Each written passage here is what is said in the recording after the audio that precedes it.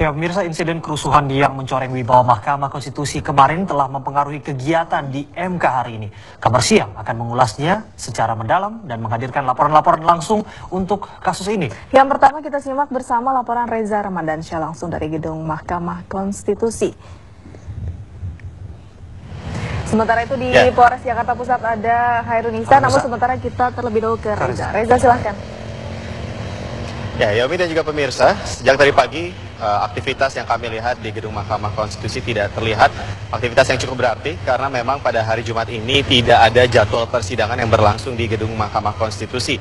Sementara itu untuk ruang sidang pleno yang kemarin dirusak oleh sejumlah orang terkait sengketa Pilkada Maluku, hari ini kami tidak bisa melihat secara langsung dalam dari ruang sidang pleno utama gedung MK ini. Namun apabila kami lihat dari luar, ruang sidang ini tertutup dan untuk sejumlah barang yang dirusak pun juga masih belum diperbaiki oleh pihak Mahkamah Konstitusi.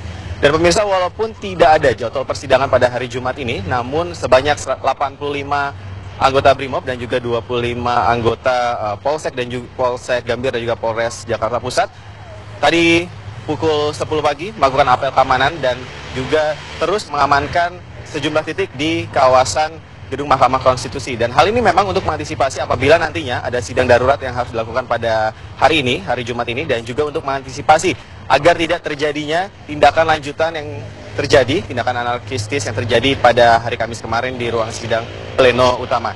Dan memang utama untuk pengamanan pada hari ini, untuk mengantisipasi hal-hal yang tidak diinginkan adalah para aparat keamanan ini ditempatkan di beberapa titik, terutama di sejumlah pintu masuk dan juga sejumlah lift yang merupakan keluar masuk dari pengunjung gedung Mahkamah Konstitusi.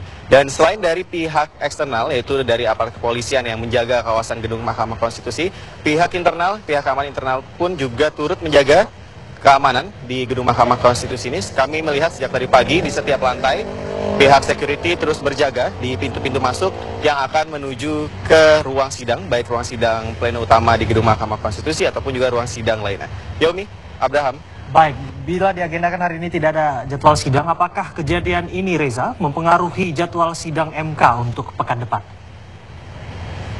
Ya, Abraham dan juga pemirsa, memang informasi yang sejauh ini kami terima, baik dari Ketua Mahkamah Konstitusi Hamdan Zulfa maupun juga staf dari Gedung Mahkamah Konstitusi, belum ada perubahan jadwal terkait jadwal yang akan berlangsung pada pekan depan, mulai Senin hingga hari Kamis depan.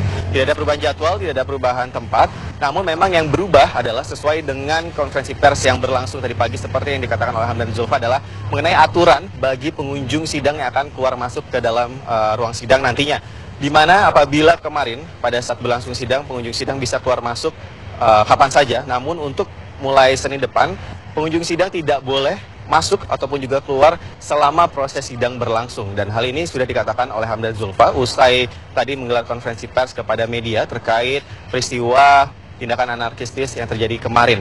Dan selain itu juga dari Hamdan Zulfa menegaskan untuk pekan depan, untuk sidang-sidang yang akan berlangsung pada pekan depan, aparat keamanan akan ditambah baik dari pihak kepolisian maupun juga pihak internal keamanan gedung Mahkamah Konstitusi. Abraham. Reza, apakah ada tata tertib baru bagi para pengunjung yang akan menghadiri sidang seperti itu, Reza?